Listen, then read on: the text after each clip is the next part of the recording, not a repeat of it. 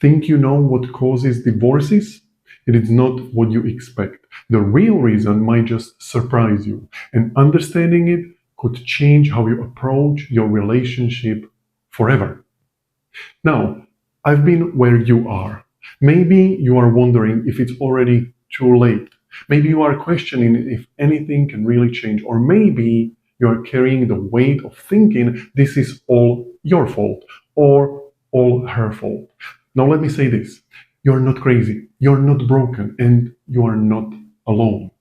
There is a reason your relationship feels like it's slipping through your fingers. And no, it's not what you think. It's not about needing to fix her or even fix yourself. It's about waking up to something you have likely never been told. But once you see it, everything starts to shift. And the best part, this can be turned around fast if you are willing to see what is really happening. Let me take you back to the moment I realized this for myself. It was something that you can call a breaking point. My relationship was on the rocks. My wife hadn't yet said she wanted out, but the distance was loud. We were coexisting, disconnected. I could feel the silence between us getting heavier. I flew to Madrid, honestly, to escape, to get space, to think. I met up with my friend from Australia who brought his girlfriend. We ran into a woman none of us had met before and invited her to join us for the night as we explored the city. That night was magic, not in a romantic way, but in a human way. Three strangers sharing their lives, their stories, their truths, and I noticed something about myself. I was listening, really listening. I wasn't judging. I wasn't trying to change anyone. I wasn't fixing. I was just curious.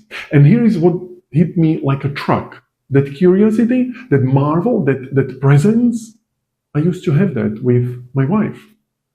But somewhere along the line, I stopped seeing her. Not because she changed, but because I stopped looking. This right here is the hidden pattern that kills many relationships. The thing no one tells us, the real reason she starts to pull away, the invisible force that slowly suffocates desire, safety, and love. Now let me break it down for you because this is the blind spot that ends marriages. Stage one, all.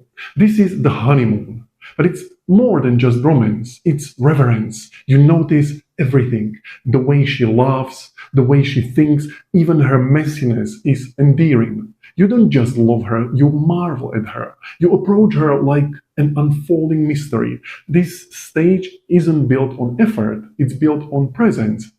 And it's powerful. But then there is stage two, familiarity. You've seen it all before, or at least you think you have. You begin to assume you know how she will react. You tune out the details because your brain says, we've already filed this. You live more in routine than in reflection. She becomes functional in your life like Wi-Fi. You don't notice it until it stops working, and by then, she already feels unseen. And stage three, distortion. This is the death spiral. You're not just disconnected, you are projecting. You stop responding to who she is and start reacting to who you think she should be. You get frustrated, resentful, impatient. You create a version of her in your mind, a version 2.0, and when she doesn't match it, you withdraw. And she feels the gap. She feels the judgment. She no longer feels safe. And here is the kicker. She feels all of that. She might not say it outright, but her body knows. Her energy shifts. Her heart closes. You didn't have to raise your voice or cheat or leave. You just had to stop seeing her, and that was enough to begin the collapse. When she says she doesn't feel seen, it is not poetic, it's primal. We all want to be accepted exactly as we are. And when your partner feels like she's being subtly rejected for being herself, she checks out, quietly, slowly, but surely. And what makes it worse, most men don't even realize they are doing it. I surely didn't. They stopped being curious, stopped being present. They started projecting, comparing, expecting. and she started to feel like a version of herself that wasn't enough for you. This is the collapse. Not all at once, but over time. But here is the thing, it can be reversed. That curiosity, that awe, that presence, it is not gone, it is just buried. And when you bring it back, not with tactics, but with real internal shifts, everything begins to change for the better. You don't need to fix her, you need to see her. Now, if this hits you in the gut, subscribe to my channel, because I share these truths daily. Not fluff, not therapy speak, but real, raw tools to bring back emotional presence, power, and connection. So what's the solution? It starts with acceptance, but not just as an idea, as a felt experience, as a lived truth. Acceptance doesn't mean surrender. It doesn't mean rolling over. It means finally arriving in reality, without filters, without fixes, without the fantasy version of her you've been holding onto. It means letting go of resistance, because resistance creates pressure, and pressure kills intimacy. When you drop the resistance, you become present. When you are present, she feels seen. And when she feels seen, walls crumble, love awakens, desire returns. But here is what most men miss.